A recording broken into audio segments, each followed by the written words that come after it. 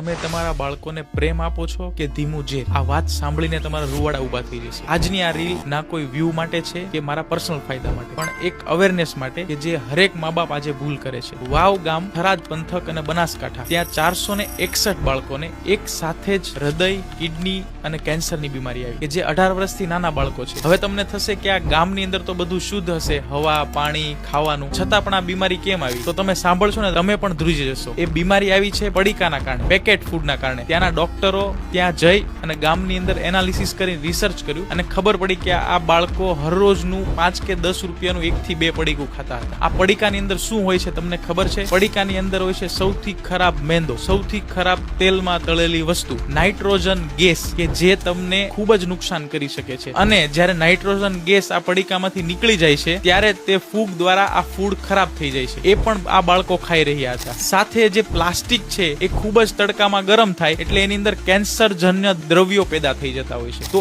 આ છે મેઇન પડીકા, જે તમે તમારા બાળકોને 5 કે 10 રૂપિયા આપી અને છૂટા થઈ જાવ છો અને બાળકોને મજા પડી જાય છે. પણ આજે ચેતી જજો કે જો તમે રોજ બાળકોને પડીકા આપો છો તો તમે આજે પણ તમારા બાળકોને બચાવી શકો છો. જેટલો પણ નાસ્તો બહારનો ખાય છે એની જગ્યાએ તમે ઘરનો નાસ્તો આપી શકો છો. ઘરે બધું જ બની શકે છે. કમસે કમ તે શુદ્ધ તો હશે. તો આ રીલને વ્યૂ માટે નહીં કે કોઈ પણ ફાયદા માટે નહીં, પણ દરેક મા બાપને શેર કરો કે જે રેગ્યુલર પડીકા ખવડાવે છે, તો દરેક મા બાપ એમના બાળકોને બચાવી શકે અને આજથી તે આ સુધારો લાવી શકે. જય હિન્દ, જય ભારત.